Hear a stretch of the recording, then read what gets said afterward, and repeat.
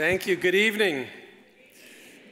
I'm Ron Richard, President and CEO of the Cleveland Foundation, and I am delighted to welcome you to the 84th Annual Anisfield Wolf Book Awards ceremony, named after its benefactor, Edith Anisfield Wolf, who had the foresight to endow this important prize way back in 1935.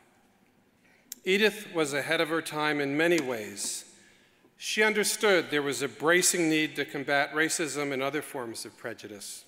She also understood that literature could serve as a potent elixir in this fight.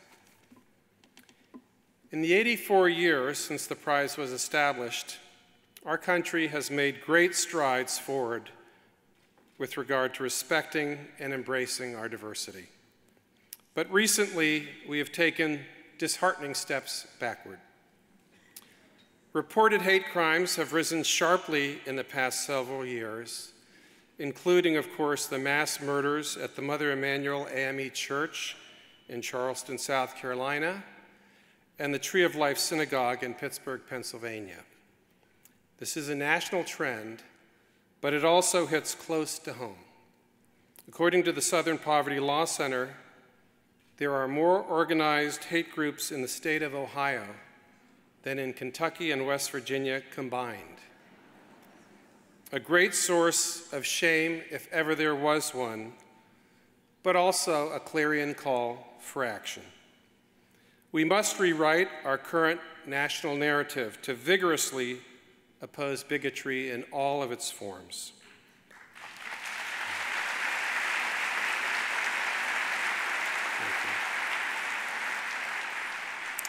And tonight's ceremony provides an opportunity to energize that sense of purpose. This is the 16th year in which I've had the distinct privilege of opening the Anisfield Wolf Book Awards. This ceremony always brings me so much joy and hope, and I know all of you feel the same way. But tonight, my joy is intertwined with deep sorrow, because it's my first Anisfield Wolf Book Awards ceremony, in which the seat next to me won't be occupied by my beloved friend, predecessor, and mentor, Stephen Minter.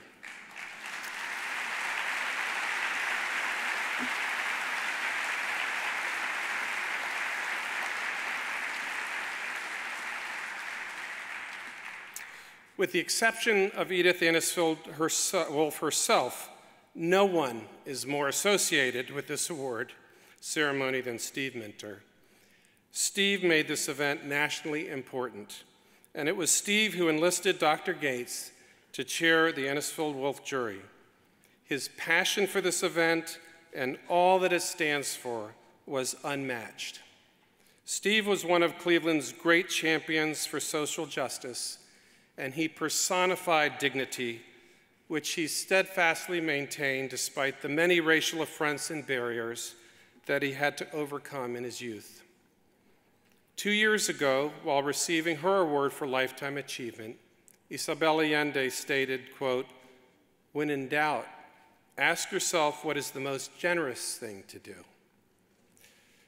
Steve Minter was never in doubt. His moral compass always pointed true north, but he was unwaveringly generous in every way.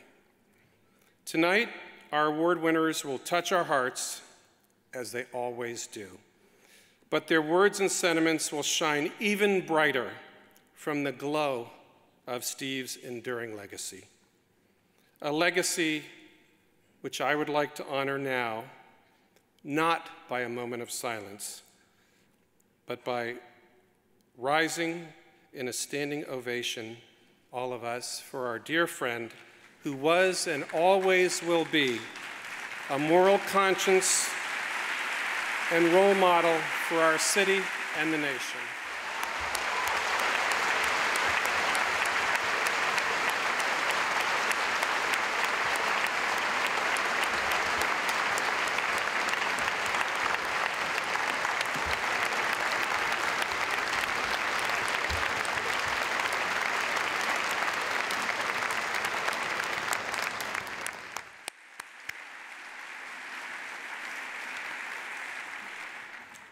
Thank you so much.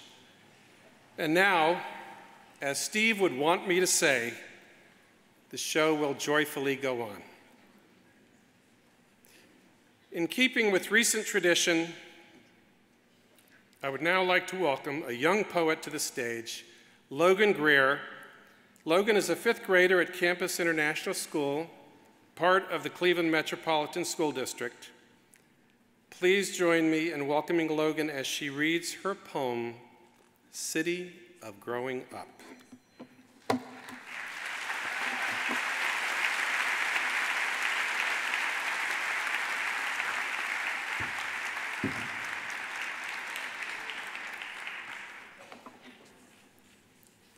City of Growing Up.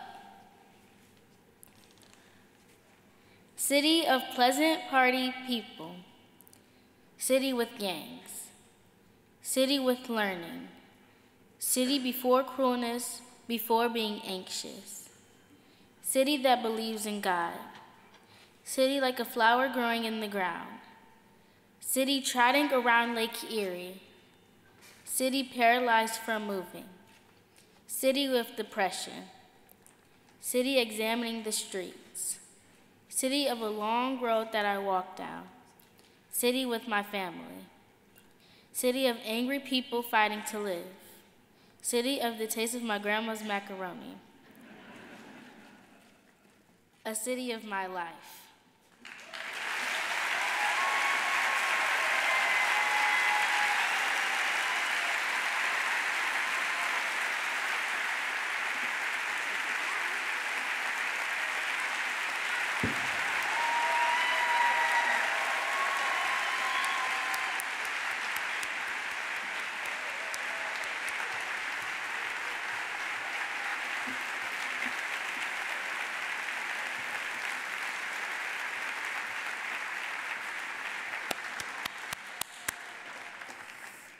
Thank you, Logan. That was beautiful. Finally, I would like to welcome some special guests who are with us here tonight. It would not be Anisfield Wolf without poet, actually former Poet Laureate of the United States, and juror Rita Dove, an Akron native,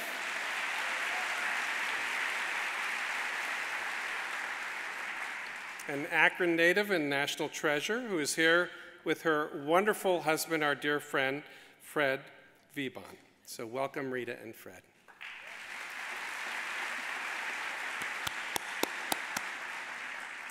And last, but certainly not least, our esteemed and treasured longtime MC for the evening, Dr. Henry Louis Gates, Jr.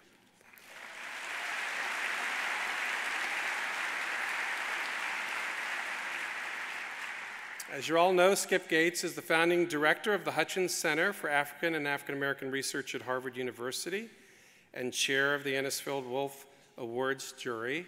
And there are 100 other wonderful things I could say about Skip and all that he does, but you know him. We are blessed to have Skip as our host once again this evening, and we're very grateful to him for his many decades of service to the Anisfield Wolf Book Awards. So please join me in welcoming our MC and my dear friend, Skip Gates.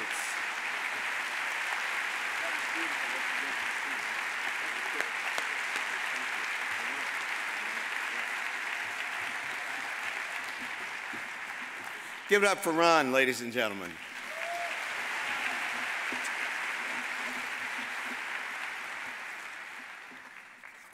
My name is Henry Louis Gates, Jr.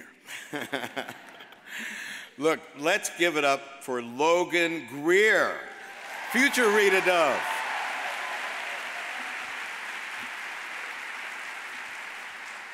Can you imagine doing that at 10 years old? That child's in the 5th grade, but she's going to Harvard. I'm going to predict that right now. But I love that poem, City of Growing Up. Give it up one more time for Logan.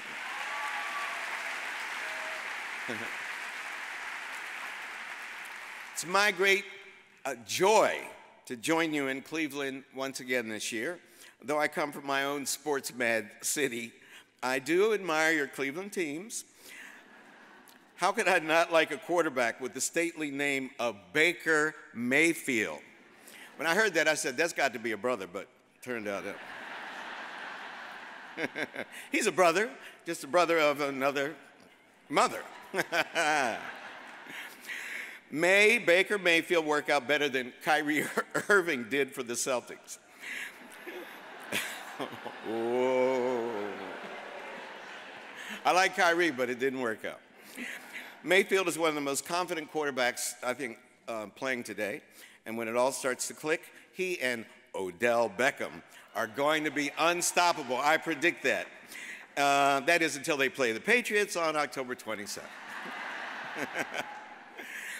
As I hope you know by now, I do love this city, which had more than 100 events this spring to commemorate your river catching on fire 50 years ago. That's got to be a record. Now, your river has more boats on it than Boston's own river, the Charles. So I love a good comeback story. You could give it up for the river. We're gathered here tonight, really, for one reason, and that's because we love literature. We love stories and we love poems. And we love words, whether they're delivered through poetry, through prose, through fiction, or nonfiction. We recognize 4 writers tonight who, in their very different styles and different genres, render visible the invisible. They give life to those people and histories that have been erased. And these writers come to us because of the remarkable leadership of Ron Richard and the Cleveland Foundation. Ladies and gentlemen, give it up for Ron's leadership and for the great work of the Cleveland Foundation, which has made tonight possible. I also want to give a special shout out to my main man, Reverend Otis Moss Jr. and Edwina Moss. Both are in the audience with us tonight. I'm doing a new series for PBS called Otis, This Is Our Story, This Is Our Song, the history of the Black church. You can't beat that as a title. And I have been interviewing people all over the country, and I asked them, name the top 5 black ministers of all time and name the top 5 black spirituals. Otis Moss Jr. is on every list. Ladies and gentlemen, give it up for Reverend Otis Moss Jr.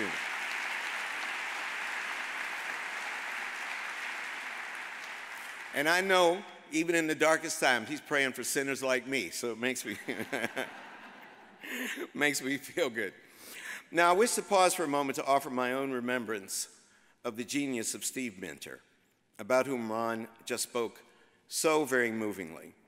And as Ron said, it's only because of Steve that I'm here with you tonight. It was Steve who approached me about revitalizing the Anisfield Wolf Book Awards to make them a major national prize. It was his idea.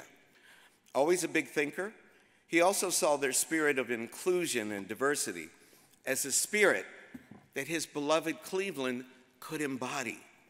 He introduced me to an associate whose cooperation and collaboration, he told me, would be indispensable to achieving the vision that he had for this revitalized series of book prizes.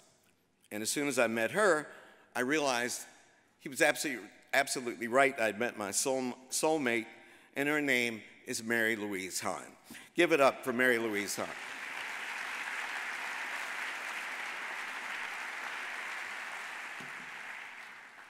So Steve, Mary Louise, and I set out together some 27 years ago to reinvent and reinvigorate Edith Anisfield Wolf's prophetic idea.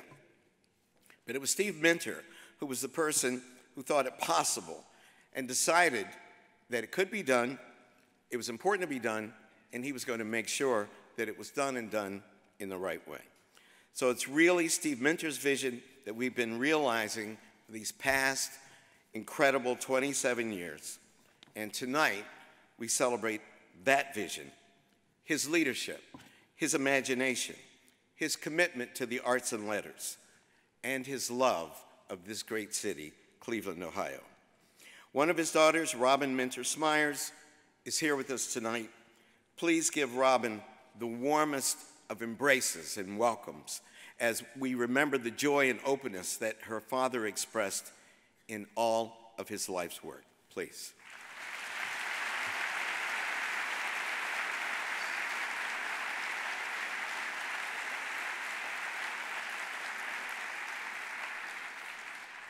Finally, we lost someone else very dear to us this year, a daughter of Lorain, Ohio, just 30 miles west of here. Chloe Anthony Morrison, also known as Toni, enriched us all immeasurably.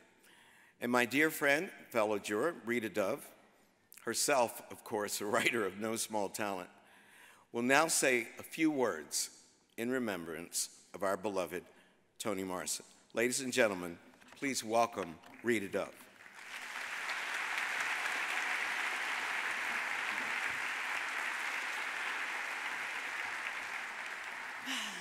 Good evening. When I was a graduate student marooned in Iowa City, I wandered the university library stacks one afternoon, and there, behind my left shoulder, I couldn't shake the feeling that a book was looking for me. Right at eye level was The Bluest Eye. I pulled it from the shelf, read the first pages, and knew that I was home.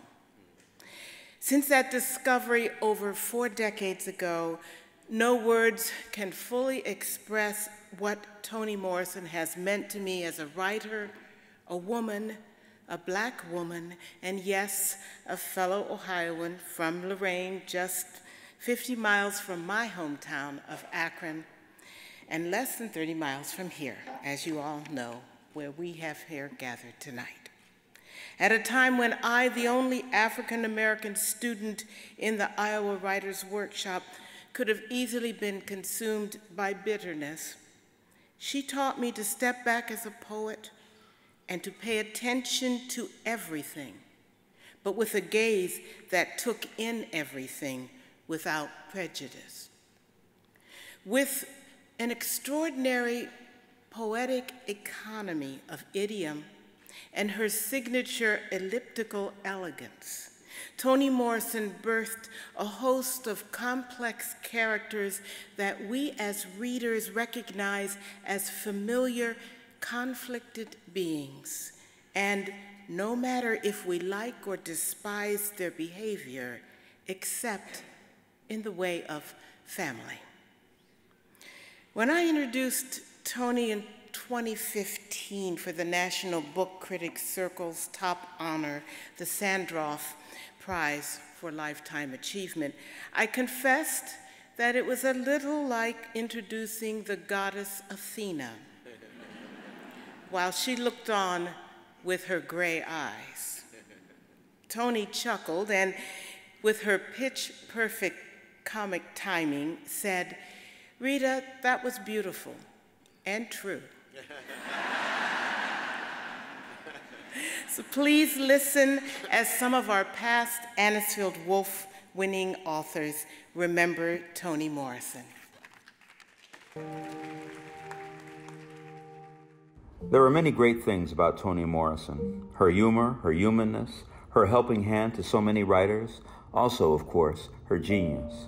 But of all her acts in the world of literature, what moved me most was how she almost single-handedly raised Black America to an international platform without us losing our identity. Praise for Toni Morrison. Praise Sula. Praise Nell. Praise Seth. Praise Bride and her blue-black beauty. Praise Valerian. Praise Sweetness. Praise Rain, praise Pecola, forgive Choli. May Milkman dead find his wings.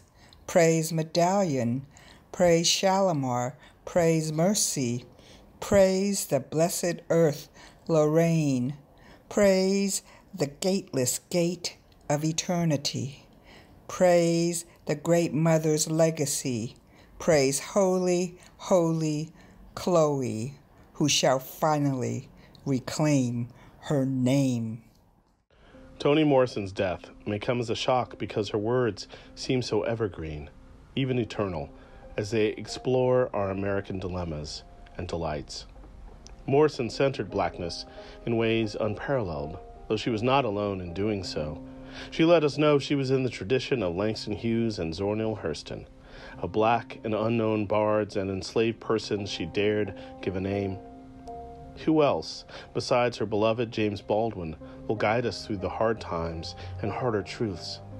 She helped us see ourselves and free ourselves, and reminds us that, as she put it, the function of freedom is to free someone else.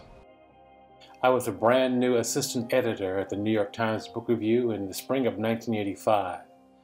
The head editor gave me the typescript of a review that was scheduled to run soon, saying, "Please edit this." My first panic thought when I encountered "by Toni Morrison" on the first page was that this had been a mistake. How could I, a novice editor, smitten years earlier by the novels Sula and the Song of Solomon, lay hands on the prose of a literary hero? She disagreed with a few of the changes I suggested.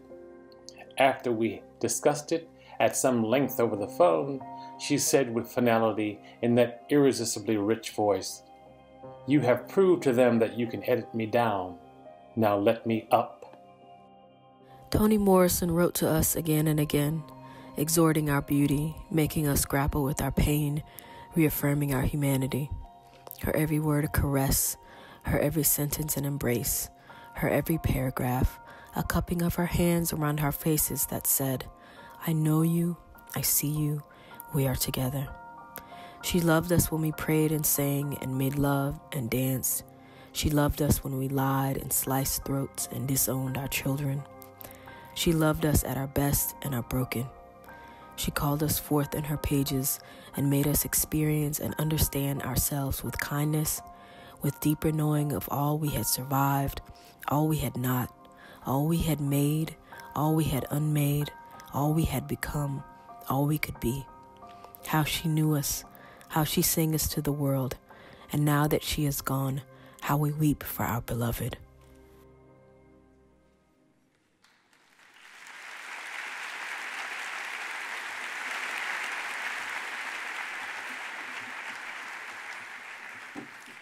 There's one more person I need to mention, the guiding force of the evening, the person who makes sure that every detail is in place, the person who does so much to bring us all together, my friend Karen Long, Mary Louise's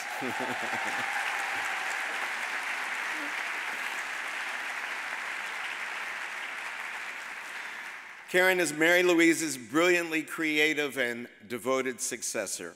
It was Edith Anisfield Wolf's dream that enables us to come together each year to celebrate literature that explores, celebrates, and complicates race relations. But it's Karen Long who brings this dream to life. Give it up for Karen Long.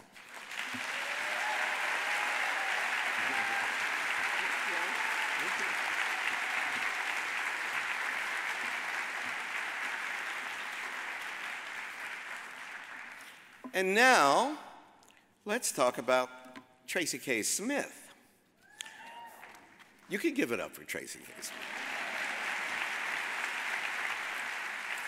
When Pulitzer Prize winner Tracy K. Smith published Wade in the Water during her 2-year tenure as Poet Laureate of the United States, critics were amazed at the ambitious and sweeping scope of her topics.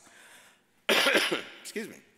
Upon reading the collection for the first time, I was struck by its echoes of Walt Whitman's Song of Myself in its range of concerns. And I'm not alone in this thought. The Atlantic's review asserts, Smith's work contains multitudes.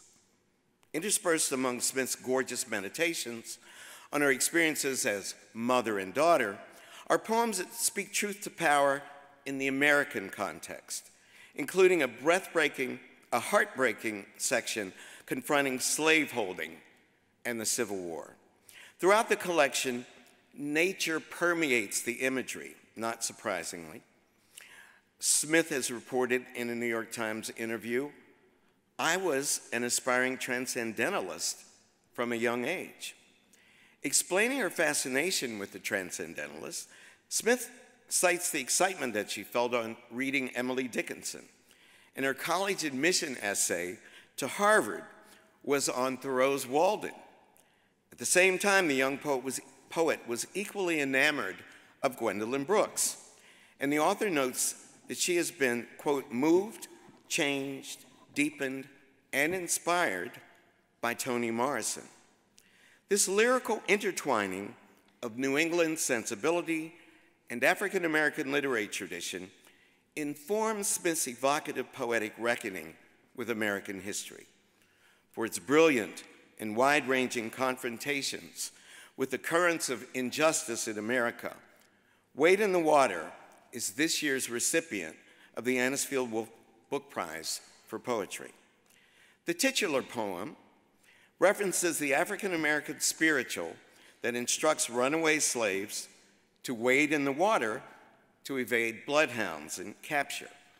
As Smith explained to the Washington Square Review, the shattering experience of attending the Geechee Gullah Ring Shouters performance of Wade in the Water inspired her to write of the experience with its, and I quote, sense of love and deliverance, of faith and compassion, of justice, she writes, and survival.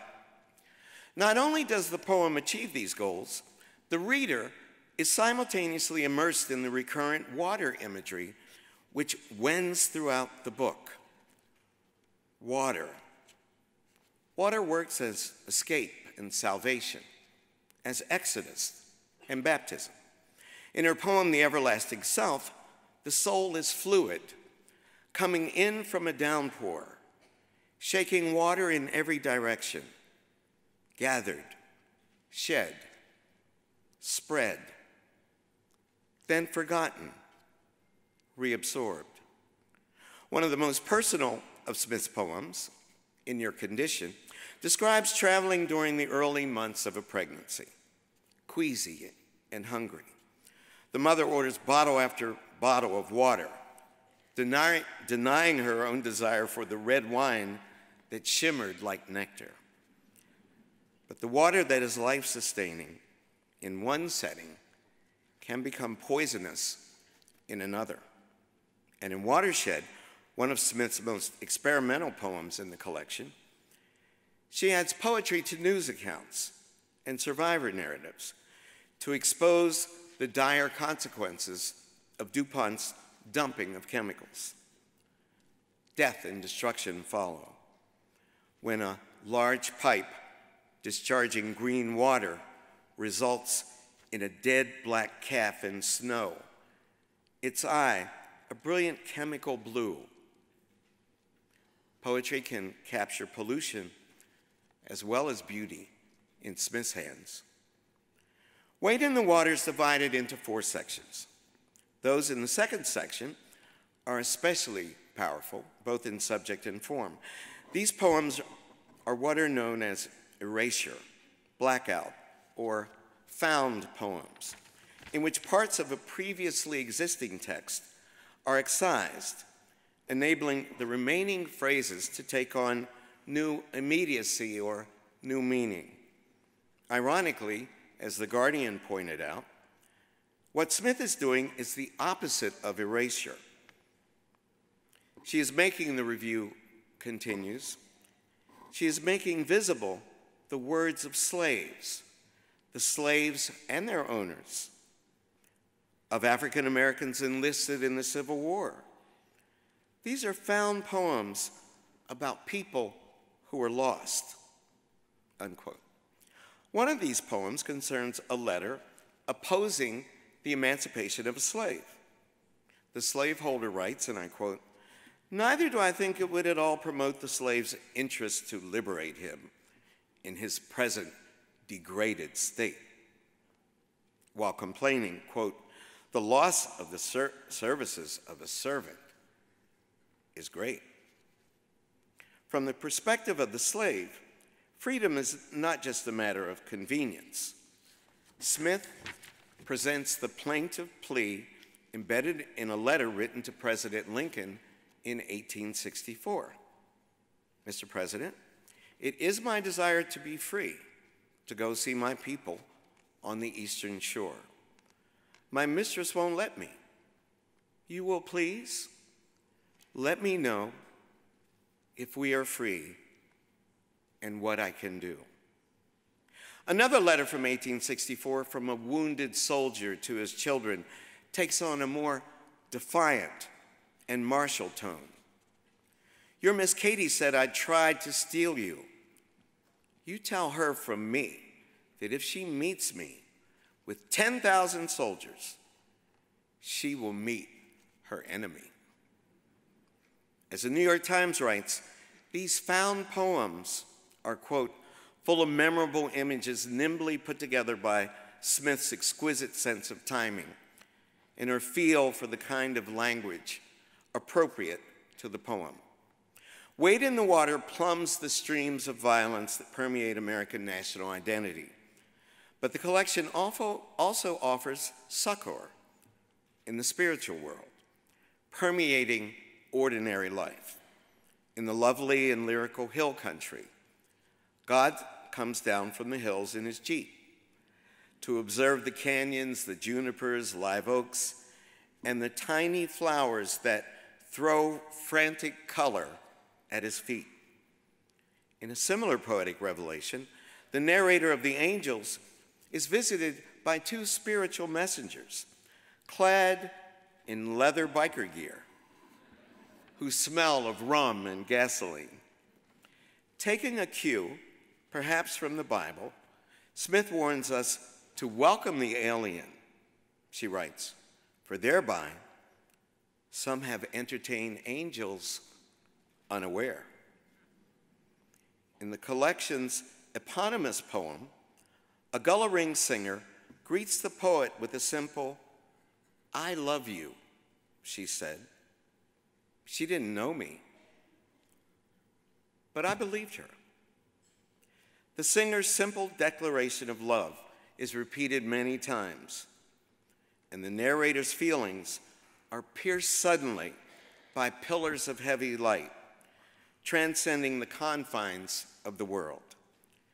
There is hardly a better image, ladies and gentlemen, for the multiple ways in which Smith's poems invite us to transcend the confines of our world.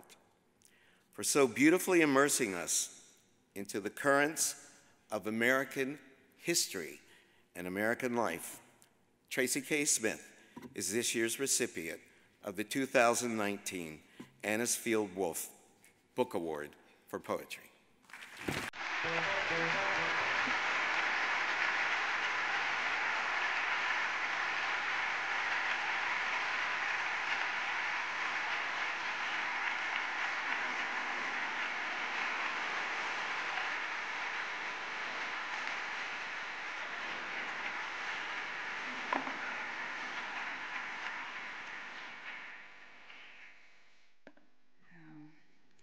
Thank you so much. Professor Gates was one of my most generous and inspiring professors decades ago when I was an undergrad at Harvard, and hearing you speak about my work is so moving. I'm deeply honored to receive this year's Anisfield Wolf Book Award in Poetry. I'm grateful to be in the company of the other winners of this year's award, and because all writers are really just adamant readers who have been taught to see and feel and recognize the world differently by the work of other writers, I'm bowled over to be welcomed into the community of past Anisfield Wolf recipients, writers of vision and conscience and consummate craft. I write poetry because I have questions and fears and anxieties, and poems help me to struggle through what worries me and to learn something that might be helpful, even just momentarily. I think that Wade in the Water is a book that came about because I have questions about America. I have concerns about this country that I belong to and that I love. I think all of my books are wrestling with America in one way or another, but at this moment where there is such a sense of fraught division and where so many of us feel that the gains that had been made by generations who fought and worked before us have been pulled back a little bit. My urge to think and question took on a new kind of weight, a new kind of urgency. I think of Wade in the Water as a book that seeks to center the history and experience of Black people in this country, the generative and democracy-loving and forgiving and struggling and genius spirit of Black life that I think has made this country magnificent in all the ways that it is. I wanted to center and celebrate that and think about questions fundamental to this nation as they pertain to freedom and democracy, justice, and more than anything, the abiding need to make amends for the woeful sins of the past, which continue to hamstring us even in this moment. I was thinking about all of that, and worry was alive in my mind. History activated that in new ways, but it also illuminated a vocabulary for love that was so surprising and so necessary for me, and I think for all of us. I'm hoping that maybe together we can find a way that the vocabulary of love and compassion can become even more vital to our citizenship and to our sense of civic discourse. I hope that together we can learn to honor and cherish and protect one another in the ways that democracy suggests are possible. I'll read just a few poems from Wade in the Water, and I think I'd like to start out with the title poem. Wade in the Water, for the Geechee Gullah ring shouters. One of the women greeted me. "I love you," she said. She didn't know me, but I believed her, and a terrible new ache rolled over in my chest, like in a room where the drapes have been swept back. "I love you. I love you," as she continued down the hall, past other strangers, each feeling pierced suddenly by pillars of heavy light. "I love you" throughout the performance, in every hand clap, every stomp. "I love you" in the rusted iron chains someone was made to drag until love let them be unclasped and left empty in the center of the ring. "I love you" in the water where they pretended to wade, singing that old blood-deep song that dragged us to those banks and cast us in. "I love you," the angles of it scraping at each throat, shouldering past the swirling dust motes in those beams of light that whatever we now knew we could let ourselves feel, knew to climb. Oh, woods. Oh, dogs. Oh, tree. Oh, gun. Oh, girl, run. Oh, miraculous many gone. Oh, Lord. Oh, Lord. Oh, Lord. Is this love the trouble you promised?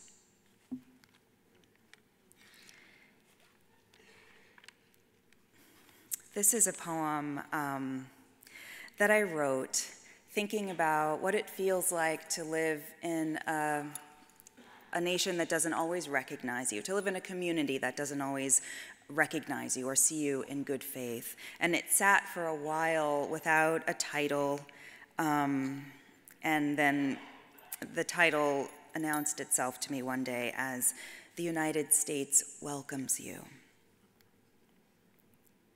Why and by whose power were you sent?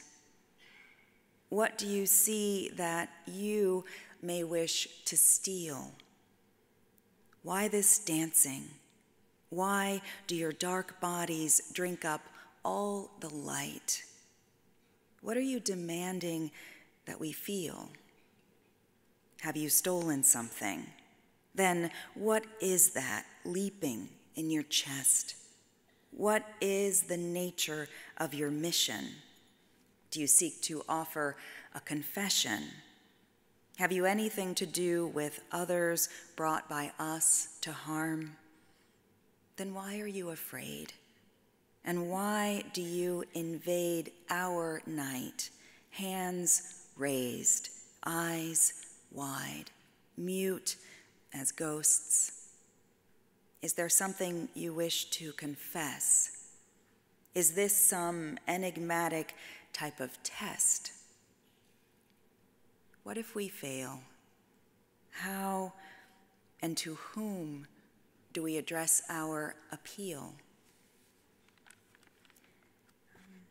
I want to acknowledge Logan one more time. I love her. I love you.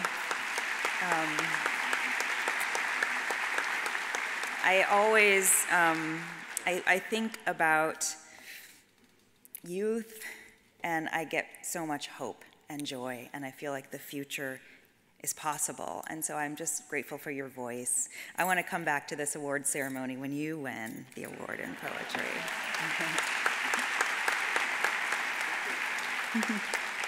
Okay, I'm going to close with a poem that is my attempt to write a new myth. We use so much of our energy looking backward toward existing myths that tell us who we are as a nation, that seek to justify some of the perhaps unjustifiable aspects of our past. And I think it's important for us to try and write a new future for ourselves. So this is an old story. We were made to understand it would be terrible. Every small want, every niggling urge, every hate swollen to a kind of epic wind, livid the land and ravaged like a rageful dream, the worst in us having taken over and broken the rest utterly down. A long age passed when at last we knew how little would survive us, how little we had mended or built that was not now lost. Something large and old awoke. And then our singing brought on a different manner of weather. Then animals long believed gone crept down from trees. We took new stock of one another. We wept to be reminded of such color. Thank you very much. Thank you. Thank you.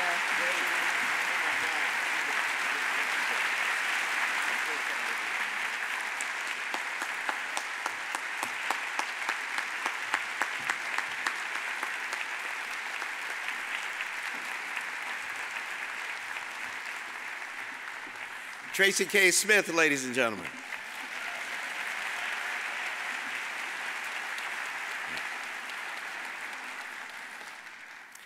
Tommy Orange.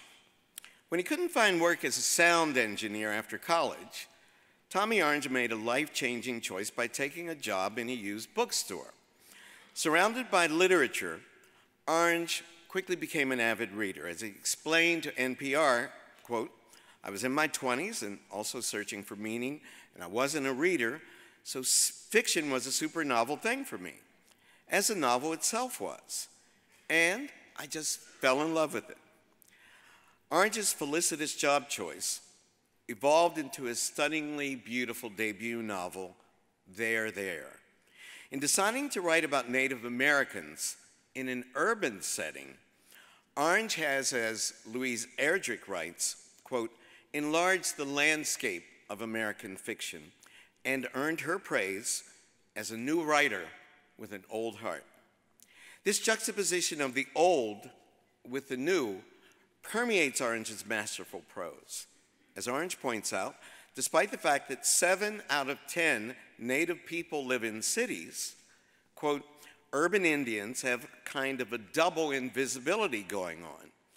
In a country in which the stereotype is reservation life." Riffing on Gertrude Stein's famous quote about Oakland, "there is no there." Orange powerfully reconfigures the city as the home of a fascinating group of characters.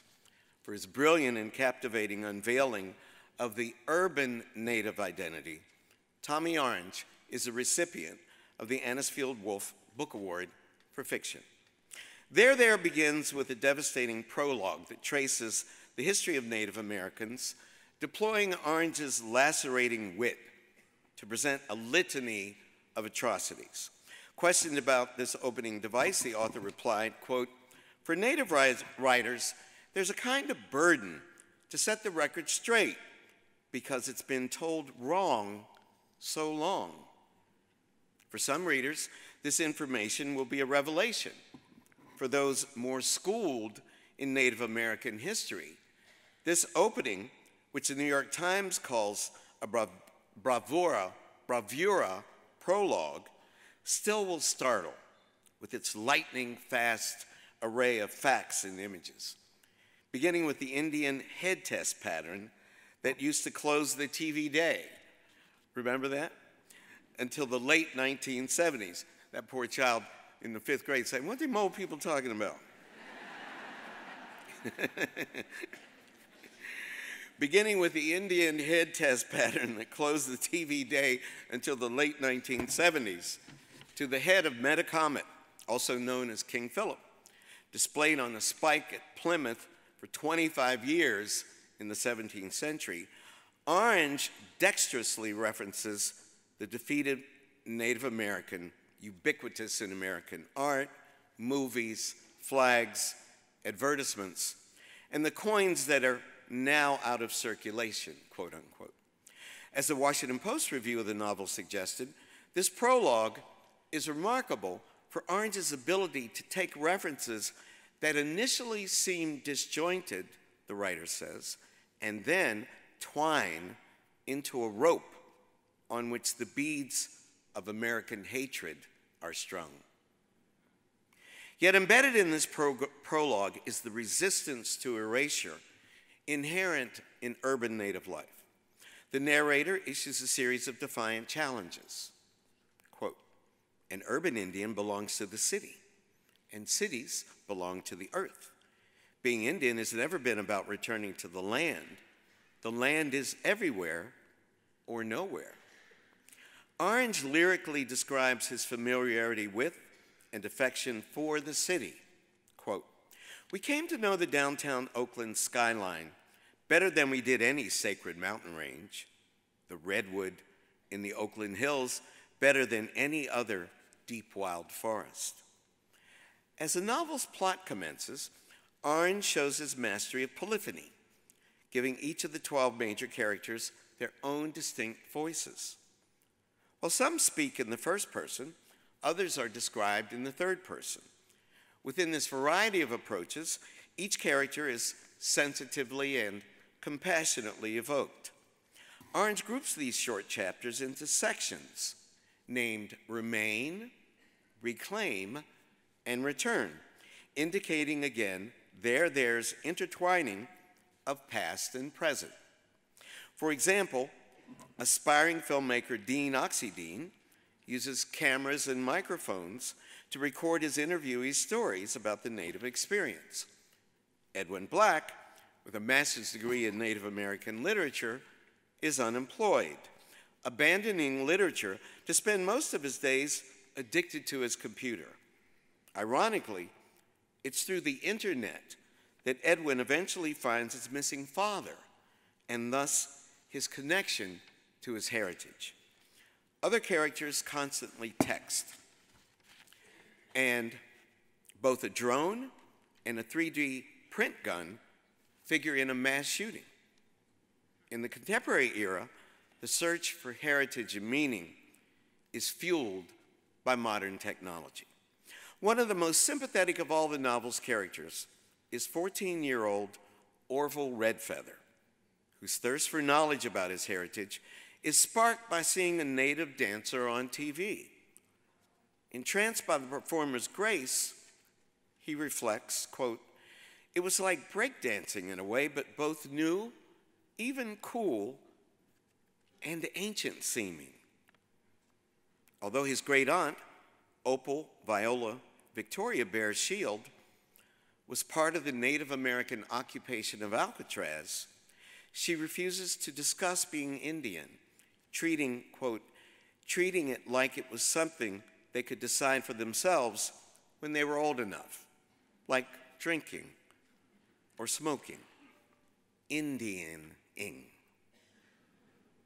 Orville instead turns to YouTube to learn dancing by watching, quote, hours and hours of powwow footage. Orville arrays himself in regalia stolen from the back of his great-aunt's closet to attend his first powwow. For the first time, he will hear live the, quote, big booming drum in the intensity of the singing, like an urgency that feels specifically Indian. As all the characters congregate in the stadium for the big Oakland powwow, the connections between the characters are embodied as parent-child reunions become possible and as old relationships are renewed. The powwow offers hope for reclaiming heritage, drumming and dancing, or simply making money. Instead, a very American denouement occurs, with a robbery gone desperately wrong. As Orange writes, and I quote, "The bullets have been coming for miles, years. We've been fighting for decades to be recognized as a present tense people, modern and relevant, alive, only to die in the grass wearing feathers." This sweeping, courageous, and unflinching ending is as bloody as a Shakespearean tragedy and as painfully contemporary as the latest viral news story. For expanding our understanding of Native American life, both the beauties and the dangers, Tommy Orange is the recipient of the 2019 Anisfield Wolf Book Award for Fiction.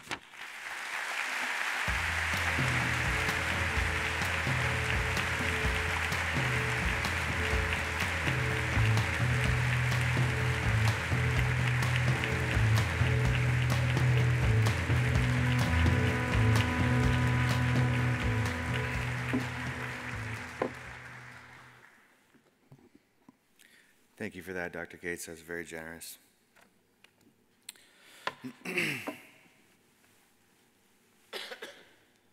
Thank you all for coming out. Apologize for reading from my phone.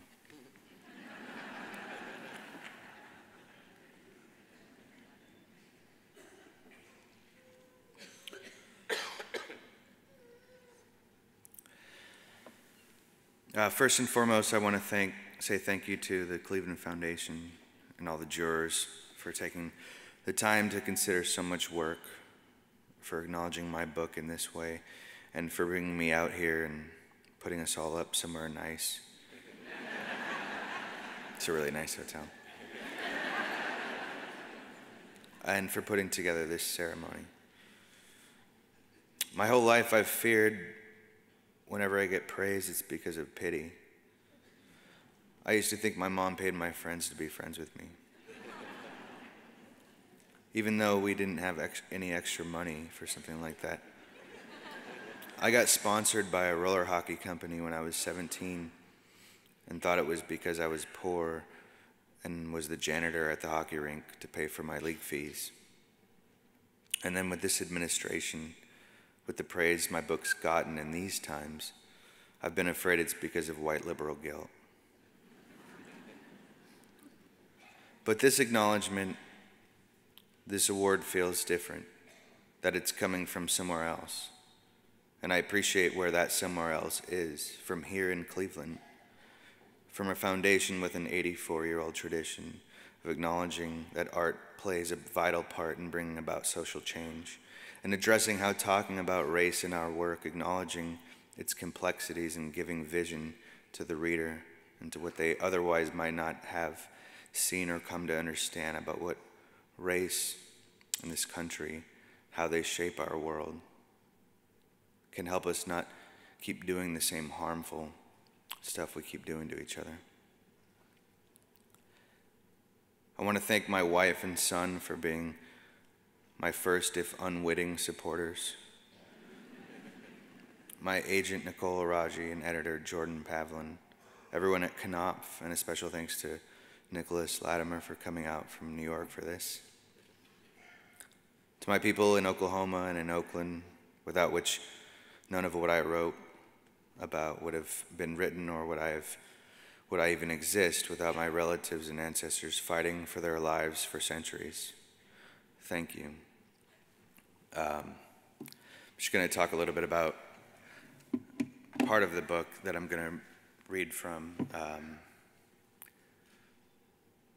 I worked in a nonprofit world at the Native American Health Center in Oakland for almost a decade, and for part of that time, I'd secretly started writing this book, and my wife was the only one who knew about it, and we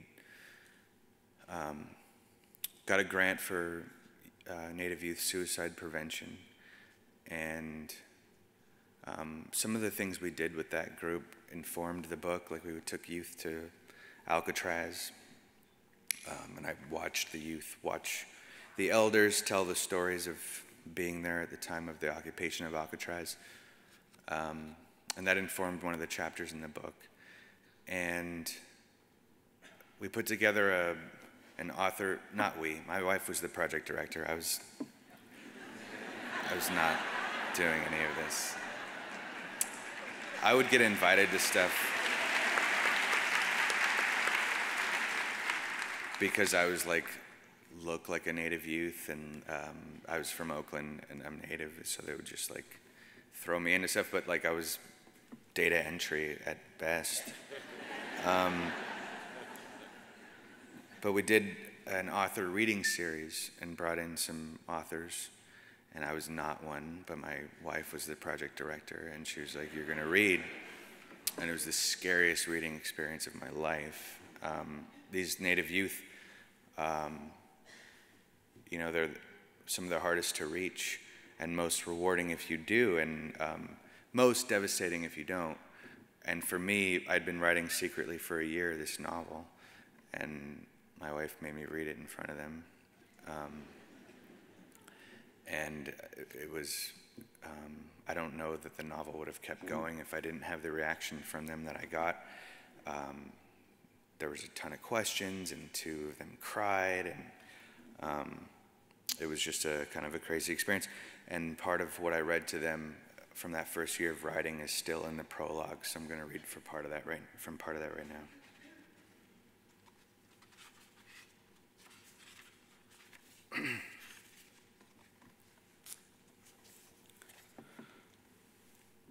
Hard fast. Getting us to cities was supposed to be the final necessary step in our assimilation, absorption, erasure, the completion of a 500-year-old genocidal campaign. But the city made us new, and we made it ours. We didn't get lost amid the sprawl of tall buildings, the stream of anonymous masses, the ceaseless din of traffic. We found one another, started up Indian centers, brought out our families and powwows, our dances, our songs, our beadwork. We bought and rented homes, slept on the streets, under freeways. We went to school, joined the armed forces, populated Indian bars in the Fruitvale in Oakland and in the Mission in San Francisco. We lived in boxcar villages in Richmond. We made art and we made babies and we made way for our people to go back and forth between reservation and city. We did not move to cities to die. The sidewalks and streets, the concrete absorbed our heaviness. The glass, metal, rubber and wires, the speed, the hurtling masses. The city took us in. We were not urban Indians then. This was part of the Indian Relocation Act, which was part of the Indian Termination Policy, which wasn't as exactly what it sounds like. Make them look and act like us, become us, and so disappear. But it wasn't just like that. Plenty of us came by choice to start over, to make money, or for a new experience. Some of us came to cities to escape the reservation. We stayed after fighting in the Second World War, after Vietnam too. We stayed because the city sounds like a war, and you can't leave a war once you've been. You can only keep it at bay, which is easier when you can see and hear it near you. That fast metal, that constant firing around you. Cars up and down the streets and freeways like bullets. The quiet of the reservation, the side of the highway towns, rural communities. That kind of silence just makes the sound of your brain on fire that much more pronounced. Plenty of us are urban now, if not because we live in cities, then because we live on the internet. Inside the high-rise of multiple browser windows. They used to call us sidewalk Indians, called us citified, superficial, inauthentic, cultureless refugees, apples. An apple is red on the outside and white on the inside. But what we are is what our ancestors did, how they survived. We are the memories we don't remember, which live in us, which we feel, which make us sing and dance and pray the way we do. Feelings from memories that flare and bloom unexpectedly in our lives like blood through a blanket from a wound made by a bullet fired by a man shooting us in the back for our hair, for our heads, for a bounty, or just to get rid of us. When they first came for us with their bullets, we didn't stop moving even though the bullets moved twice as fast as the sound of our screams. And even when their heat and speed broke our skin, shattered our bones, skulls pierced our hearts, we kept on, even when we saw the bullets send our bodies flailing through the air like flags, like the many flags and buildings that went up in place of everything we knew this land to be before. The bullets were premonitions, ghosts from dreams of a hard, fast future. The bullets moved on after moving through us, became the promise of what was to come, the speed and the killing, the hard, fast lines of borders and buildings. They took everything and ground it down to dust as fine as gunpowder. They fired their guns into the air in victory, and the strays flew out into the nothingness of histories written wrong and meant to be forgotten. Stray bullets and consequences are landing on our unsuspecting bodies, even now. Thank you.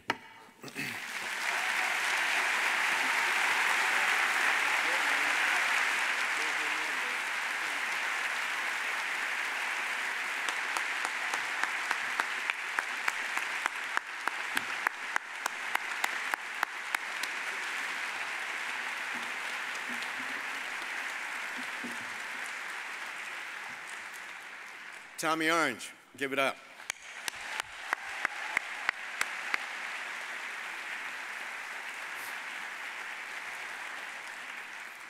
Andrew Delbanco.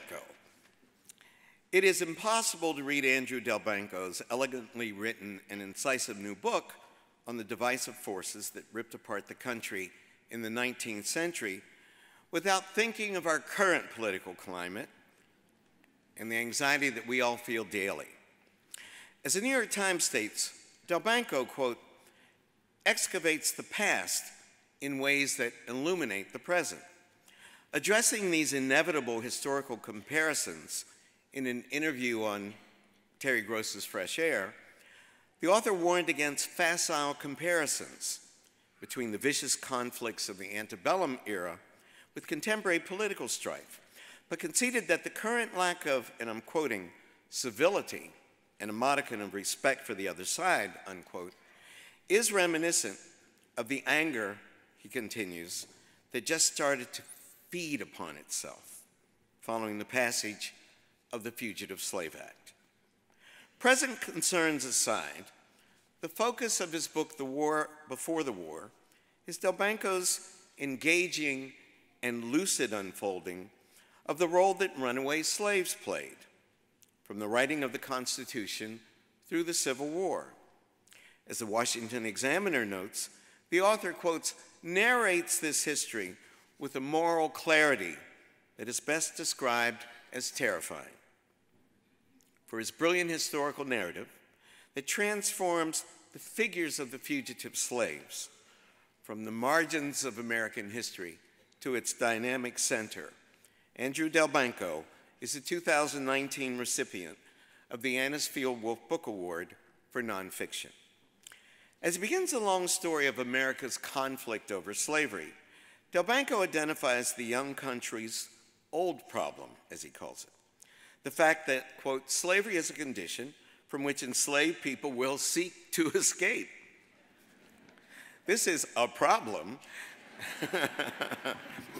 that also vexed many of the founding fathers. As early as 1783, for example, General George Washington wrote about his concern that, quote, the Tories and refugees were taking fugitive slaves out of the country, including some of his own runaway slaves. Delbanco expertly traces the way this old problem became a central compromise of the Constitutional Convention in 1787, leading to the constitutional guarantee that without explicitly naming slavery, allowed for the capture and return of runaway slaves. As the New York Times points out, these are facts that, quote, anyone who claims to know anything about American history should know. But few of us have read these facts, presented in such a profound and direct manner. Delbanco's gripping retelling highlights the conflicts between the vastly different societies that made up our young nation. As he recounts the observation of an anti-slavery activist, it was a, quote, sad satire to call the states united, because in one half of the country, slavery was basic to its way of life, while in the other, it was fading or already gone. While many of the founders publicly inveighed against the existence of slavery, they were thoroughly implicated in its existence to an astonishing degree. In what seems to be an almost schizophrenic fracturing of ideals with lived reality, many managed to ignore the anguish of slave life, informing and indeed arguing for the ideals of the nation. As Delbanco argues, one of the most demanding challenges, as he puts it, in thinking about history is, quote, explaining how people in the past could have failed to see what seems so clear in retrospect. Indeed, while most readers may not be shocked that the planter class, including Washington and Jefferson, routinely posted advertisements for the capture of their runaway slaves, Delbanco's implication of other figures will surprise and will certainly challenge the contemporary reader. For example, although Benjamin Franklin offered unsparing views about the evils of slavery, Franklin still owned at least 2 slaves. Further, Delbanco writes, as a young newspaper editor, Franklin had accepted advertisements for human merchandise. The same compartmentalization, as he puts it, of ideas is evident when James Madison was visited in his life by the British abolitionist Harriet Martineau, who was, quote, amazed at his ability to hold forth at the dinner table on the evils of slavery while being waited on by his slaves. While stories such as these seem inexplicable, Delbanco's meticulous historical analysis brings as close as we are likely to get to understanding, as he puts it, the moral ambiguities of the pre-Civil War years by immersing us in the particulars of the time. As the Times writes, Delbanco's skills as a literary critic also illuminate the contribution fugitive slaves made to the growing anti-slavery movement. In his chapter entitled War of Words, Delbanco unfolds the way in which the abolitionist movement, which printed a prolific 30,000 copies of anti-slavery publications monthly in New York City, began to focus on personal accounts by and about slaves who ran away from slavery. As someone who himself has studied slave narratives throughout most of my career, I rate Delbanco's treatment of these autobiographies and the politics of their publication, from the earliest stories to Frederick Douglass's 1845 masterpiece and beyond, as quite simply superb. By the time of the passage of the Fugitive Slave Act of 1850, Delbanco argues, slave hunters and their allies might still hope for public indifference, but they could no longer count on public ignorance. Not only were the fugitive slaves living in the North at risk, but also free black people in the North could be denied their rights to habeas corpus and sent south on the false pretext that they belonged to someone there. Simply put, being black was understood as the equivalent of being a slave. Solomon Northup's 12 Years a Slave, published in 1853, is a well-known illustration of the danger that slavery posed to all black people in America, north and south of the Mason-Dixon line. As Lincoln asserted irrefutably, quote, people of any color seldom run unless there is something to run from. Among the tiny fraction of slaves, mostly from the border states, who managed to escape, maybe 30,000 through the Underground Railroad, few were able to have their stories told. 102 former slaves, fugitive slaves, published book-length autobiographies or slave narratives before 1866. 102. There were 3.9 million slaves, according to the 1860 census. Despite the impassioned evidence of the slave narratives and his own desire to limit slavery, Lincoln, along with many other politicians, continued to cling to compromise, publicly stating, and I quote, stand with the abolitionists in restoring the Missouri Compromise and stand against him when he attempts to appeal the Fugitive Slave Bill. Yet the time of compromise was over, and the Fugitive Slave Law, as Delbanco's history makes clear, was a vivid instance of the law of unintended consequences. For demonstrating how the plight of the fugitive slaves exposed the paradoxes in the soul of a nation torn between freedom and slavery, Andrew Delbanco is the recipient of this year's Anisfield Wolf Book Award for nonfiction.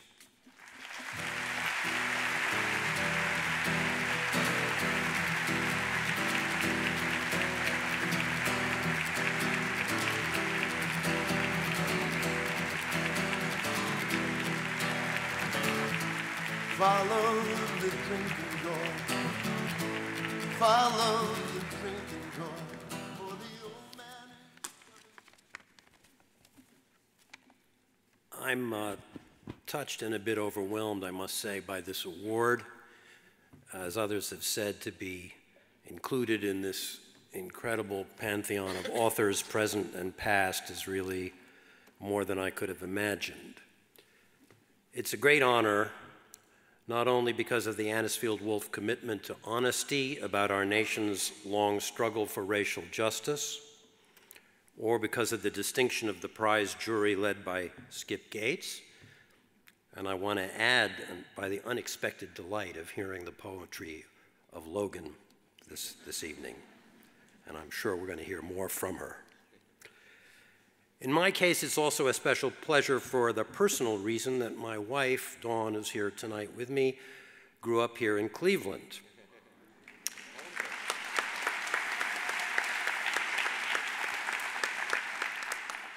Best location in the nation, I believe he used to call it, right? Yeah. I have very fond memories of courting her, if I can use that old-fashioned term, in the Oak Room at Terminal Tower. Remember that? At Corky and Lenny's out on Cedar Road. Even downtown here at Publix Book Mart, which some of you may remember. Now, those were the culinary and cerebral aspects of our courtship. I'm pretty sure she'd like me to stop there, so I'll just say thank you, Cleveland.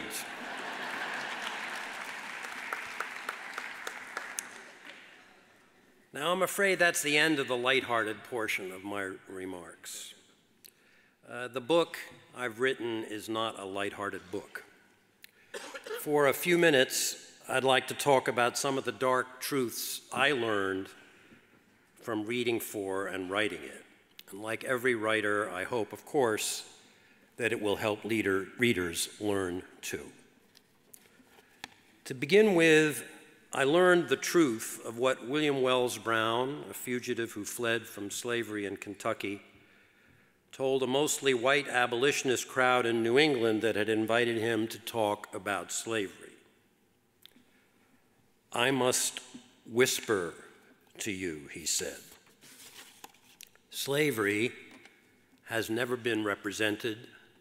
Slavery can never be represented. And this from a man who had known the thing itself. Now, nearly 200 years later, we who know slavery from books or films or grainy old pictures are still trying to represent it.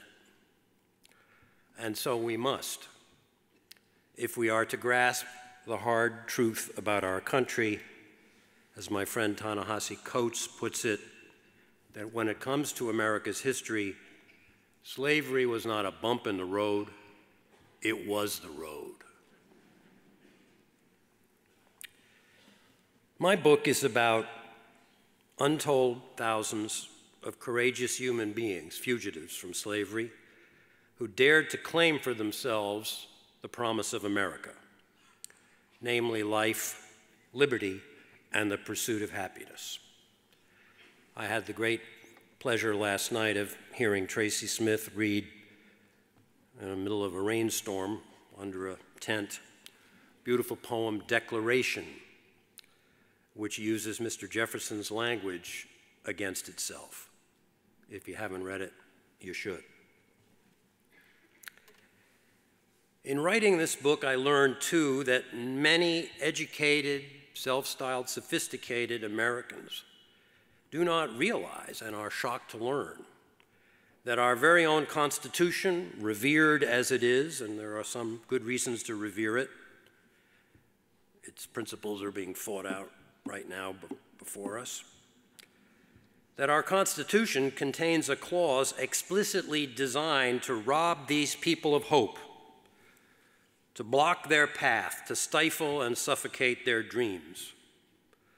I'm speaking of what's come to be known as the Fugitive Slave Clause, Article 4, Section 2, Clause 3, in which our founding fathers wrote that, and I quote, "No person held to service or labor in one state under the laws thereof, escaping into another, shall be discharged from such service or labor, but shall be delivered up on claim of the party to whom such service or labor may be due."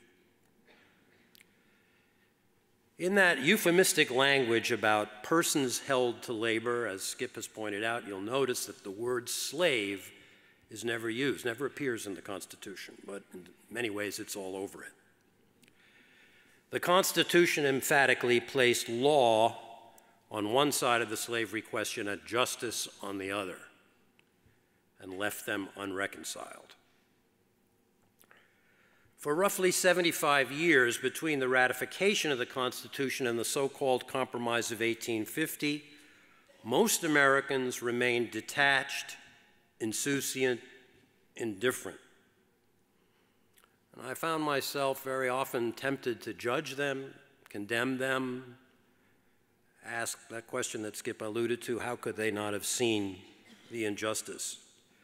But I always stopped a little short of that when I started to ask myself, how much injustice do we stay blind to in our own time, willfully blind? Northern whites, even those who regarded slavery as something unpleasant or distasteful, convinced themselves that it was someone else's problem, even as they were wearing cotton on their backs or depositing their money in banks that made loans to plantation owners. It was a faraway problem to be glimpsed in a magazine or alluded to in a Sunday sermon, something to shake one's head about and wish it were different, but what, after all, can we do? Constitution protected the right of some human beings to own other human beings, plain and simple. And it protected the right of the owners to retrieve the owned if the latter ran away.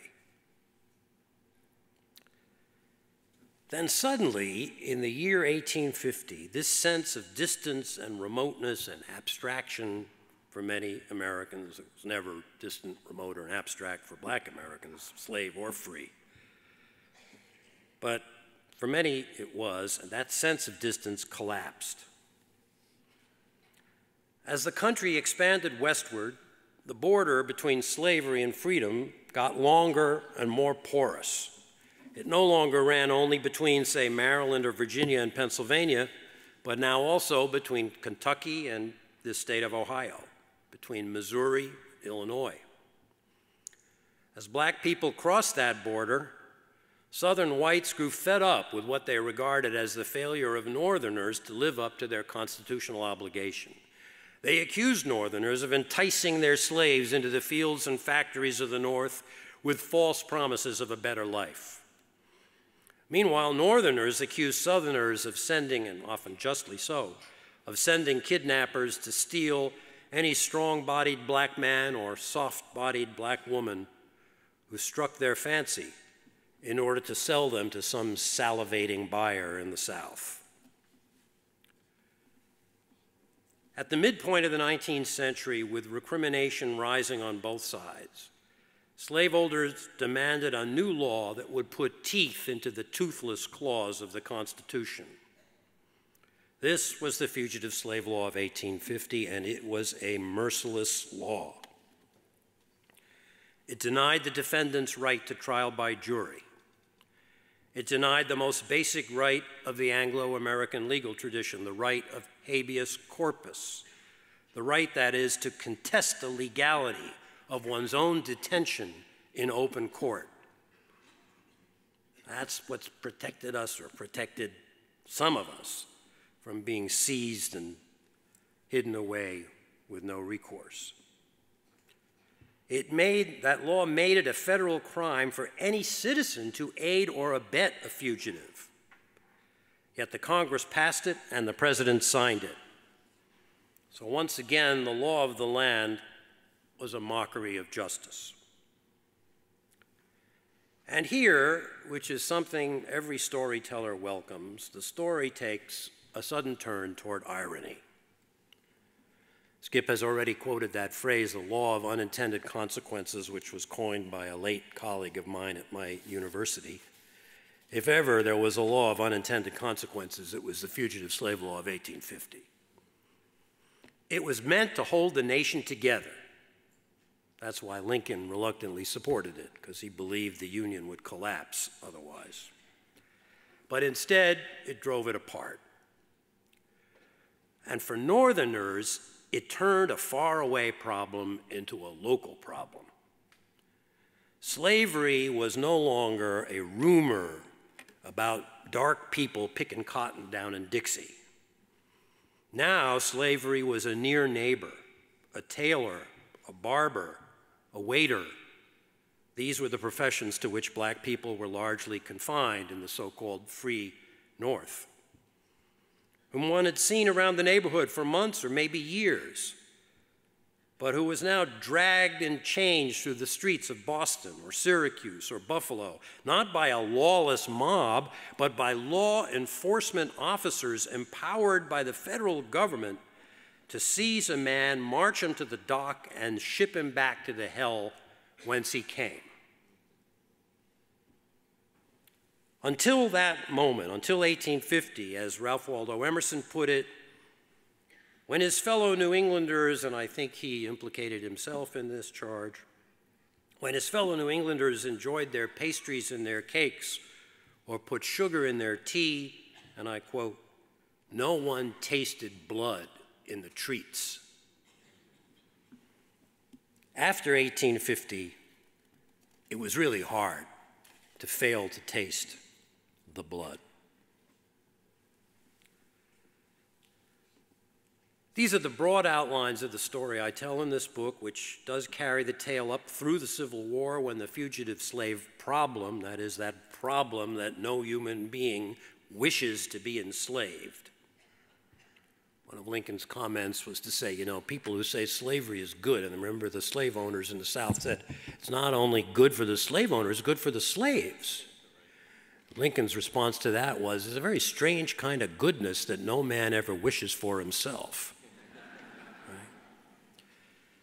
So when this problem of human beings wishing to escape slavery was finally resolved by the destruction of slavery itself, that happened because of a war that cost the lives of 1 million Americans. Think about what that would mean if you do the math in our country today. So my book is about the past, history book. But as I wrote it, I kept thinking of that comment attributed to Mark Twain. He probably never said it, but he might as well have. That history does not repeat itself, but it does rhyme.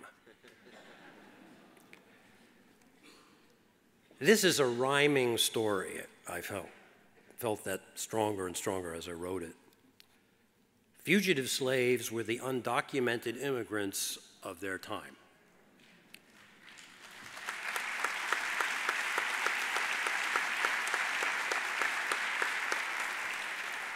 A black man running or even walking fast was assumed to be a criminal. Guilty of what crime? The crime of stealing himself. Black people all over the country, not just in the South, feared, and often for very good reason, the sight of an approaching law enforcement officer. Boston, Rochester, and other cities of the North declared themselves, in effect, to be sanctuary cities. Congress became dysfunctional. Americans reached for each other's throats. I don't think I have to go on to make the point. But perhaps most salient of all, I guess, to my own education, I learned that however pure and virtuous we may feel, we are all still ensnared in the legacy of slavery in one way or another. That is a subject for another talk. I'm deeply honored by the Anisfield Wolf Award. By this recognition, you've improved the chance that my book might contribute to the unfinished and essential project of coming to terms with hard truths about what it means to be an American. Thank you very, very much.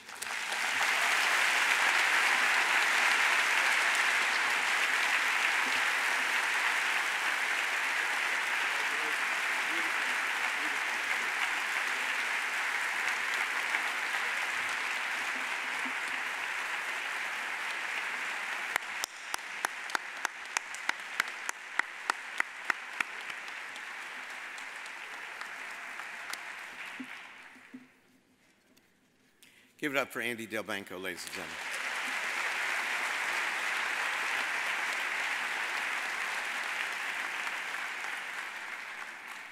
Sonia Sanchez.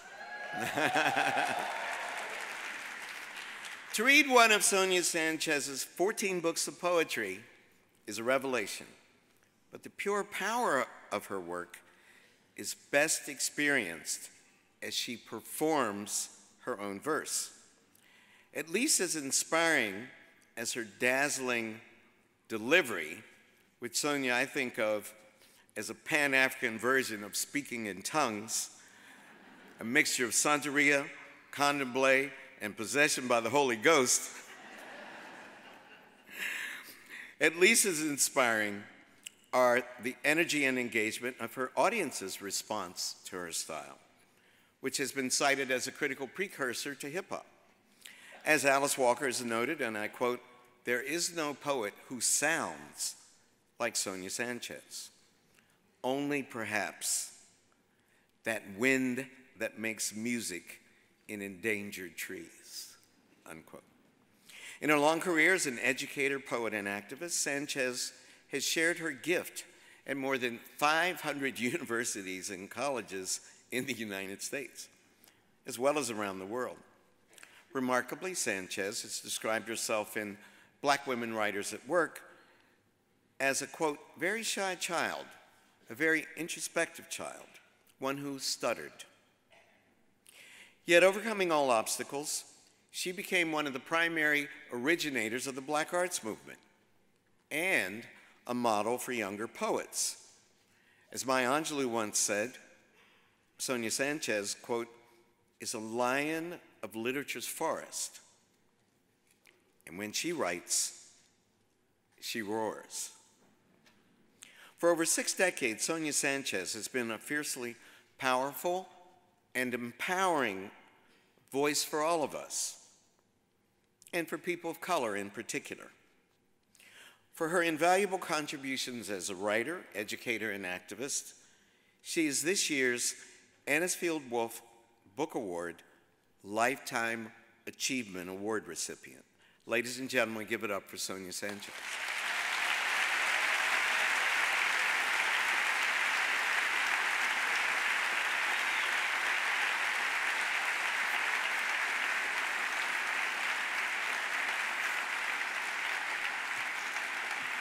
Sonia, you can come up here, but I got more words to say. You come up here and stand next to me. No, that's all right. That way you get 2 applause, you see? You stand right here. Okay. All right. Well known primarily for her volumes of poetry, Sanchez has also written 7 plays, a collection of short stories, and a number of children's books, all of which are infused with her brilliant observation of everyday life told in the Black vernacular. Sanchez speaks with great affection about the storytelling style of her paternal grandmother in Birmingham, Alabama, a grandmother who reared her for a number of years. As she told the African American Review, and I quote, "It is that love of language that has propelled me, that love of language that came from listening to my grandmother speak Black English. It is that love of language that says simply to the ancestors who have done this before you, I am keeping the love of life alive, the love of language alive. I'm keeping this great American tradition of American poetry alive." Sanchez's narrative poems tell the stories of the poor, the addicted, and the oppressed in their own language, gaining power and empathy through their immediacy.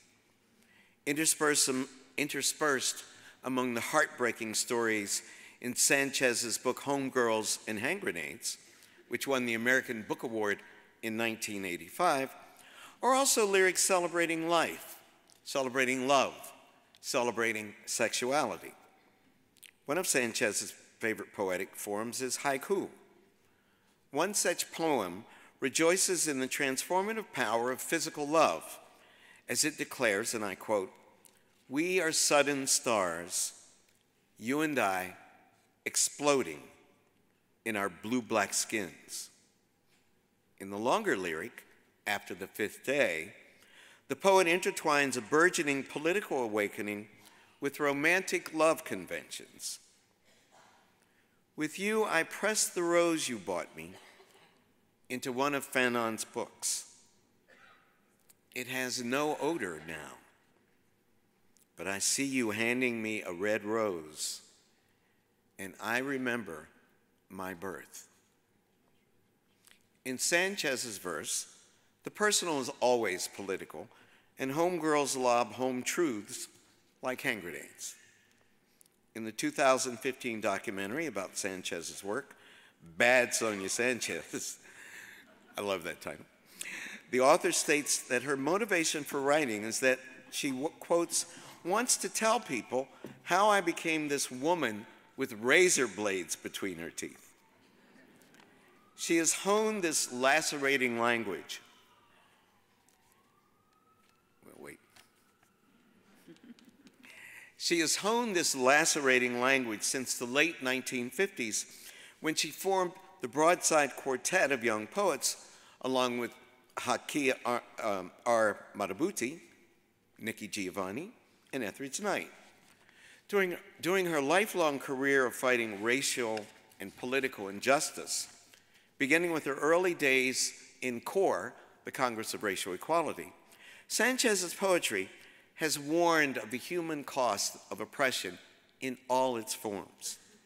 In one mournful haiku, she writes, I see you, black boy, bent towards destruction, watching for death with tight eyes. Poems such as these are particularly poignant in the era of Black Lives Matter, and we owe Sonia a great debt for both her ongoing political activism and the gripping and emotional poetry that she has written.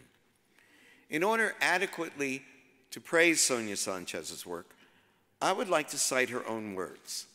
In her poem from a Black Feminist Conference, Reflections on Margaret Walker, Poet, Sanchez lauds Walker, a member of the Chicago Black Renaissance, in gorgeous, celebratory language. Words from this poem seem particularly apt to describe the poet we celebrate here tonight, and I quote, there is an echo about her, of black people rhyming, of a woman celebrating herself and a people. Additionally, I quote, her voice turns the afternoon brown, this black woman poet, removing false veils, baptizes us with syllables, woman words. Sonia Sanchez has requested one thing from her audience, and I quote, when you remember me, remember that I loved you with a passion. Obviously, we return her affection in full. For extraordinarily generous gift of love, expressed through her prophetic poetry, Sonia Sanchez is this year's recipient of the Anisfield Wolf Book Award, Lifetime Achievement Award. Ladies and gentlemen.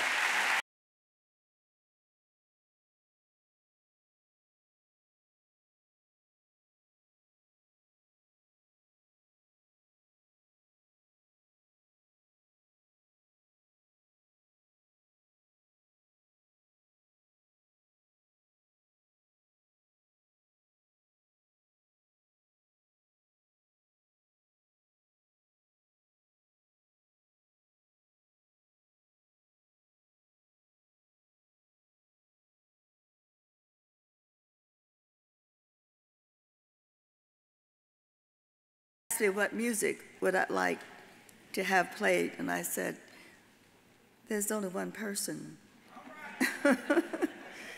That great, great, great, great, great musician, John Coltrane. I want to thank you, my dear brother. And I always ask people, do you know, my students, have you ever heard Coltrane? A lot of the students hadn't in the early years, but now they've gone back and retrieved some of these people.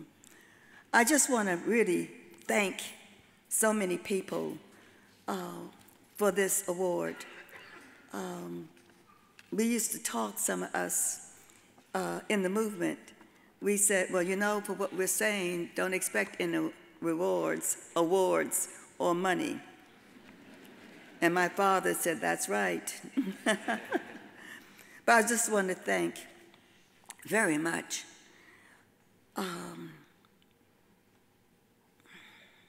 Brother Henry Louis Gates, Jr. Thank you, my dear brother. I'm so, so, so grateful to you and your committee, but also grateful for the work that you've done for Black folks in this place called America, and also for America.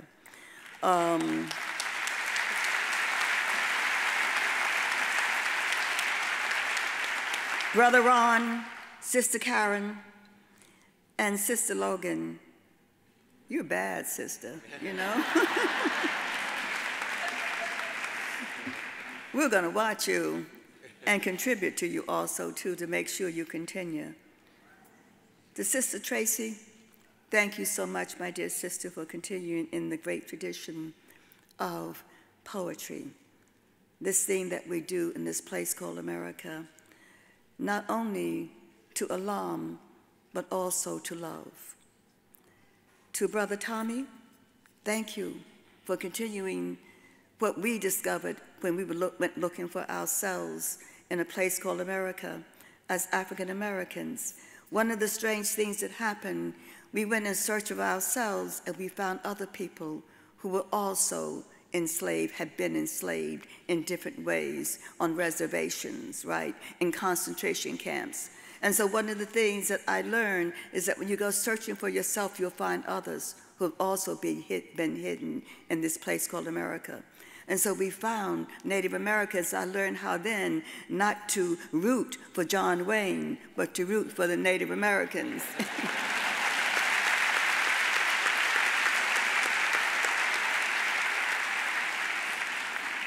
And we also found Japanese Americans in concentration camps.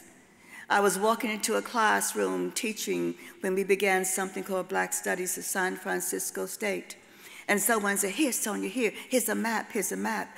We think this has to do with concentration camps. And I came in and I held it up, and I had two Japanese American students in my class there. And I said, do you know anything about concentration camps? And they got pissed at me. And then I put it down, and later on, I began then in those early years in 1966, we ended the class always in a circle, touching each other. And so when they held my hand, one of them, I said, here, take this home with you. We think, we don't know, we're not sure. This has to do with some of your people, concentration camps in a place called America. And when she came back to class on Tuesday, they were in tears because when they presented it to their parents told them an amazing story about being put in a concentration camp in a place called America, losing money when they had to sell their houses in 1 week in order to do that. And so therefore, I understood that. And also, we began to understand, too, when I went into the laundry rooms in Harlem, that I began to, at a place called the Schomburg, finding out about the Chinese who helped build the railroads and who also were exploding in yellow when it exploded from all the dynamite.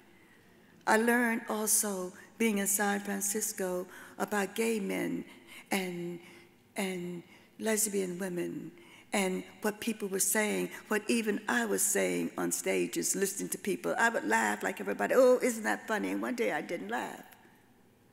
And I didn't laugh not because my brother was gay, but I didn't laugh because I thought, how can I talk about change in the world if you're going to stay with the rest of the world when they're incorrect, my dear sister?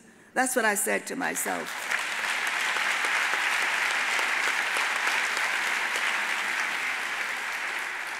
And also the idea that people think people cannot change. A dear friend of mine who's a famous writer, I was invited to speak against the Vietnam War. And this poet came up to me and he, you see how tall I am, he picked me up and said, oh, Sonia, Miss Sanchez, we're so happy to have you here speaking against this war. It was a big place downtown, I think it was Town Hall in New York City. And when I said, gee, it's so good seeing you, and yes, I'll do my best, whatever, my friend said, why didn't you curse him out, Sonia? He's the one when you were going trying to get in workshops. And I went to a number of workshops in a place called New York City, and I showed up there. I was the only female, and I was the only black. And after 3 sessions, I left because no one responded to what I was saying. Imagine that. And I said to her, "Did you see him greet me? Did you hear what he said?" I said, "You're saying to me, my dear sister, that people cannot change. I know people can change. And this is a changed man here in this place called America. Yeah, people do change." I want to say simply that this past month, we lost 3 fantastic women, black women, brilliant women, scholars and writers. And it was a rough week for all of us. Sister Toni Morrison, Sister, oh, why am I have vertigo that's messing with me today. Paula Marshall, and Gloria, Sister Gloria. Come on, somebody. Help. Joseph, thank you. You're getting A, okay? And they were all around the same time. And I could not breathe for a minute, you know, talking to Sister Gloria before she went and could not talk anymore, and seeing some of the other people. I introduced Sister Toni Morrison. I was asked to introduce her quite often, and I write longhand. And so every time I got ready to introduce her, I had to rewrite. I had to write something new, you know, because I could never find what I had written, right? This is the introduction of Toni Morrison, 5/18/12, in a place called Philadelphia. "You said we die. That may be the meaning of life, but we do language. That may be the measure of our lives. And my dear Sister Toni Morrison, how you do this thing called language, the measure of our lives, how you recapture our words, untangle this language, how you stand words up, let them minuet our blood, how you open up the sorcery of language, spinning teeth on the wonder of words, recapturing the wings of our most sacred vows. Listen, you say, summer is around the bend, and you anoint our eyes with surprise, bring us into the flesh of rain and laughter called paradise, love, sula, jazz, the bluest eyes, song of Solomon, tar baby, beloved, a mercy, God help the child.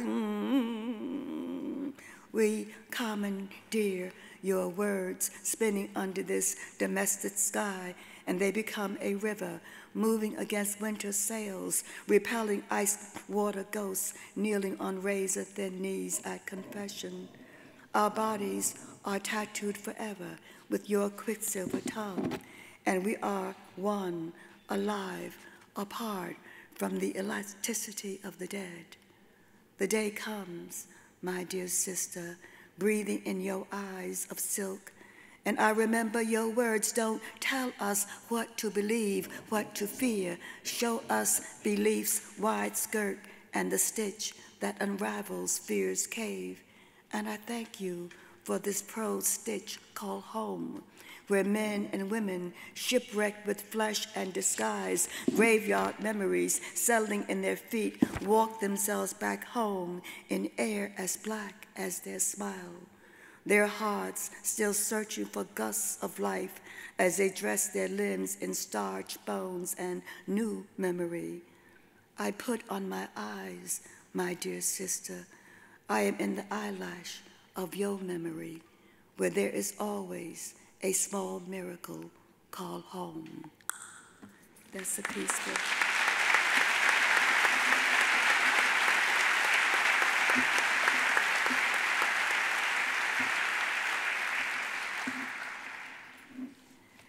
And I would like to end up with a piece that I did for a fine artist, a young woman by the name of Sister Wangechi Mutu.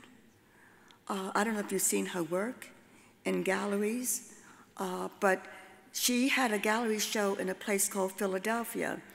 And the people there who owned the gallery asked me, would I write a piece? So I came for 5 days and sat and watched her install her work there, watched her do these amazing little paper balls that she wrapped in tape for the children, you know, who cannot afford the balls when they go and they play soccer. I watched her do a sculpture of women who had been experimented on the continent of Africa and who were killed also too. I watched all of this and I sat and I cried and I wrote lines, and then I came back the next day and I cried and I wrote lines again, and I went home and could not sleep and came back and opened the gallery. And I was there for 5 days, and I wrote this for her. It's called Belly, Buttocks, and Straight Spines. For Sister Wangechi Mutu.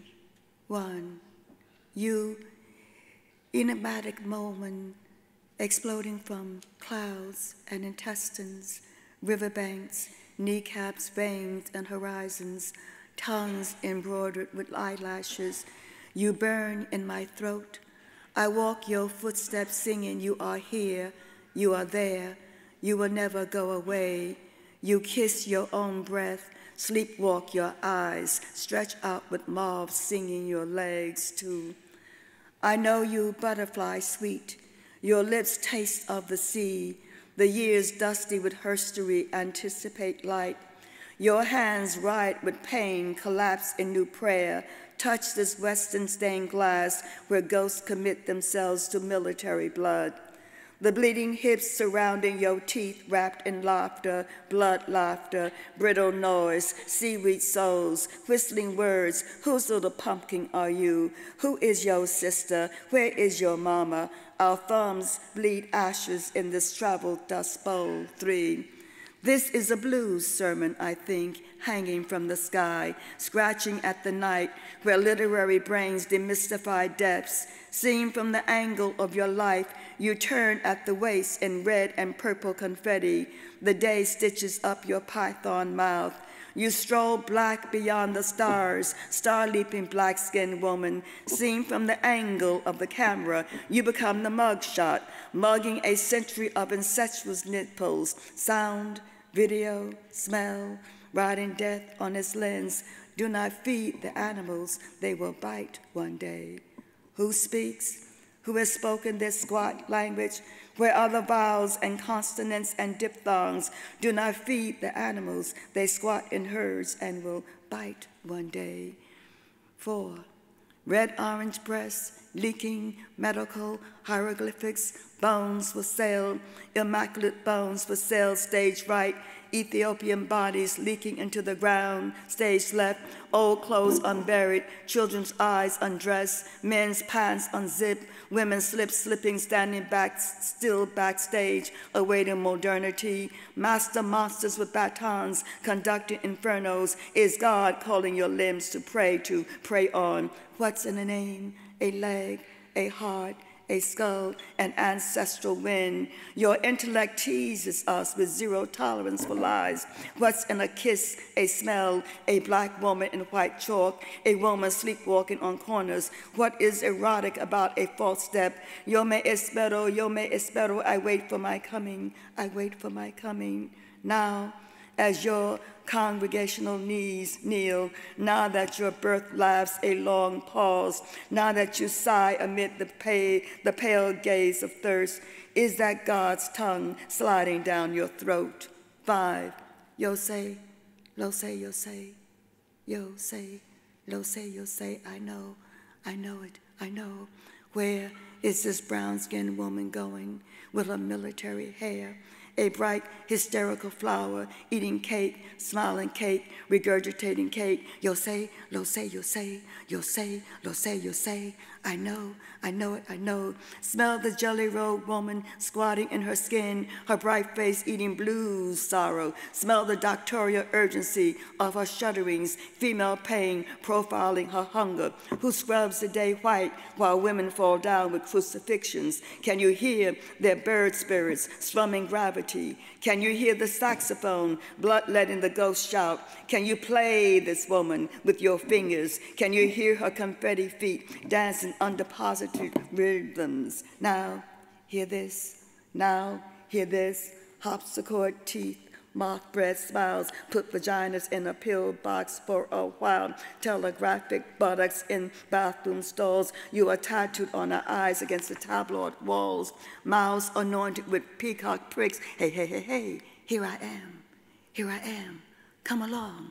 Take your pick. Hey, hey, hey, hey, hey. Listen.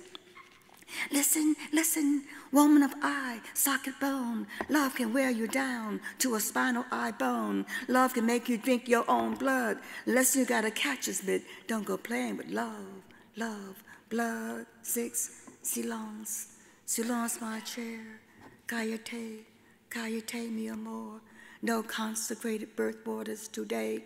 No quicksilver blankets today. No surgical procedures today. Just Bantu music with an ostrich beat today. Just a night shudder under your arms today. Just a pistol whip skin today. Just a lost pulse beat today. Just a railroad train of butts today. Just a machete beat against the sky today. Just some cock crocs. Just some cock cocks standing at attention today. Listen. Listen, listen, Sister Wangechi, you hear me, don't you? And you hear, don't you, how your collages dance their amputee delirium. Sister Wangechi, you hear me, don't you? You hear the sacred music eavesdropping these gallery walls, praising your beauty and bones in this hallway of lost sermons. You hear me, don't you? You hear the children running a furious circle of legs, jumping adolescent rhymes as they light up streets with garbage bag balls, as they spill their magical spines, their genius, their surplus knees on streets. It is evening, and we have arrived in your arms of lost seconds. You hear me, don't you? Even as you navigate this halo of ordained voyages, as you uncork the daylight past these shadows, past our doors left open, and your gentle breath fills the day with sweet eyelids of silver.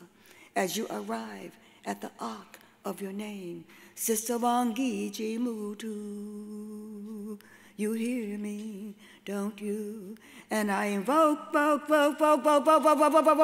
your name, your gallery of female matadors as they come and dance in thunder. Thank you.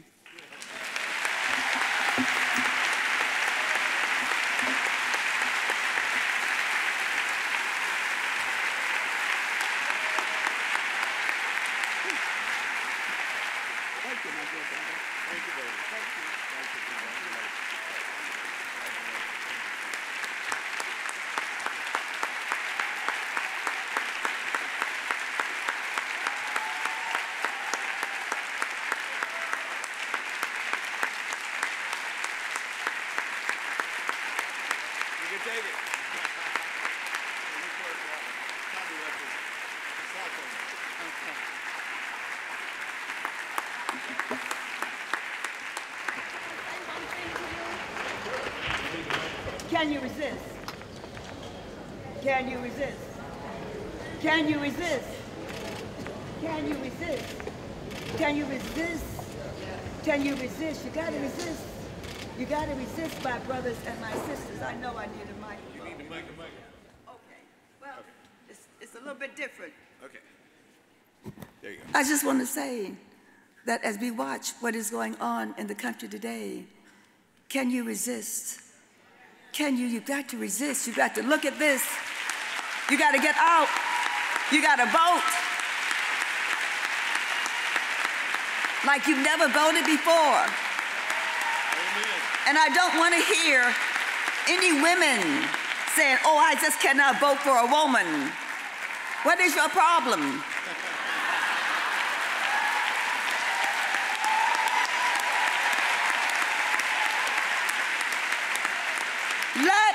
must show the world who we are. I mean, my dear brothers and my dear sisters, do we really know who we are? We are now coming into this century, getting to the mid part of this century, and we must show the world and our children and this young sister who read that poem that we are a people who know finally that the Civil War has been fought, and we must move as people who don't believe in slavery, who do not believe, that they or whites are the greatest people on the planet Earth. They've got to understand at some particular point that we must look and learn how to say, you're my brother, you're my sister. That's what this is finally all about. In this place called America. In this place called America. And I thank you. And I thank the foundation for what they do to help us begin to understand those words. It's so easy to say, I ain't prejudiced. I ain't got a prejudiced bone in my body. Yeah, what about those arteries? Hey! So, every day, wake up in the morning, even before you brush your teeth and say, oh, look at here, another day. Start saying underneath your breath, as you get ready to leave the house, go to work, go to school, go teach, do the work. I'm going to resist. I'm going to resist. I'm going to resist. I'm going to resist. I'm going to resist until we win.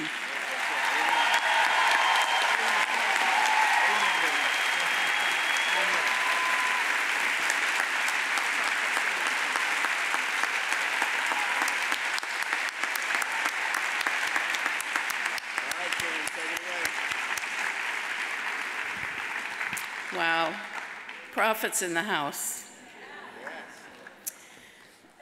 As Dr. Gates mentioned, I'm Karen Long, and I work on the Anisfield Wolf Book Awards.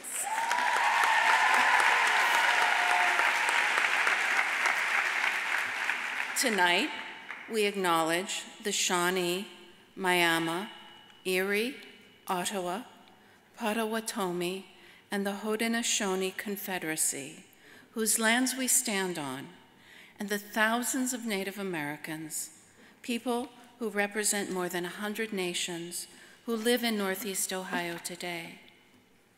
Let us also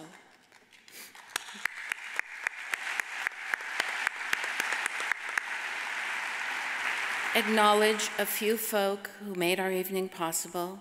Edith Anisfield Wolf, stretching all the way to Ron Richard and Cleveland Foundation Board Chair Sally Grease, as well as our inimicable Master of Ceremonies, Skip Gates.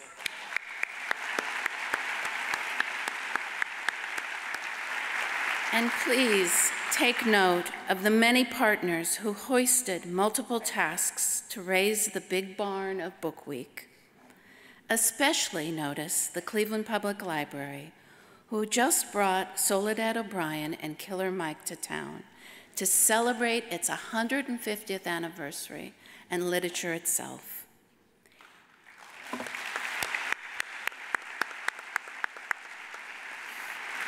In 1869, when our library opened its doors, Jesse James robbed his first bank. The Cincinnati Red Stockings played the first game of professional baseball, and Congress sent the 15th Amendment, meant to extend to Black men the right to vote, to the states for approval. You can read about it in the library and in several Anisfield Wolf winning books. And for more inspiration, please seek out 2 brand new murals painted this year. One interprets Jericho Brown's The New Testament at the East 34th Street RTA stop near Tri-C, and the other, James McBride's The Color of Water for 240 feet in University Circle along the RTA tracks. And speaking of visuals, I must acknowledge our partners, Book TV and especially IdeaStream, which will rebroadcast and preserve this experience for others. But for now, dear audience, the night is ours. Please join us on stage, then, dear Tracy K. Smith, who calls us to wade in the waters of trouble and love. And please come up, Andrew Delbanco, who has dipped us in the mid-19th century to better know ourselves. Come up, come up. And come forward, Tommy Orange, whose brilliant first book is, as Marlon James said, a thunderclap. And prophet and sister Sonia Sanchez, whose voice and pen calls us to dignity. Please rise, please rejoin us. And juror Rita Dove, whose genius helps raise our gaze every year. Friends in the audience, please join the winners, Skip Gates and Rita Dove, on stage for a book signing reception. We have beverages on stage and refreshments in the lobby. And lastly, let's tune our ears to the young women of sisterhood under the leadership of poet Allie Black, singing the song they created this summer, Come Too Far. Let's enjoy. Thank you.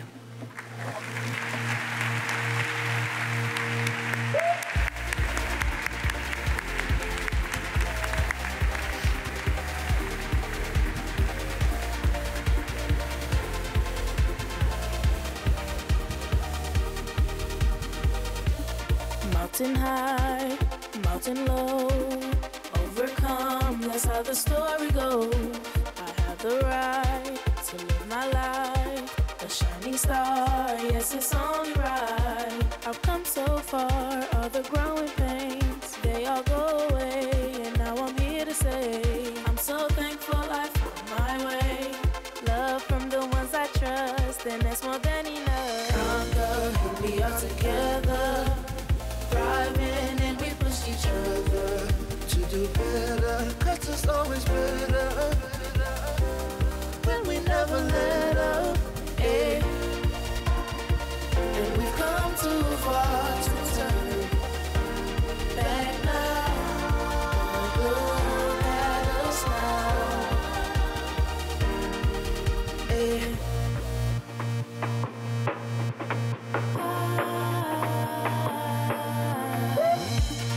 Some friends, some more than left to do I've done before. Took some time to learn myself, so in love, so proud of myself. I've come so far, all the growing pains, they all go away, and now I'm here today. I'm so thankful I found my way.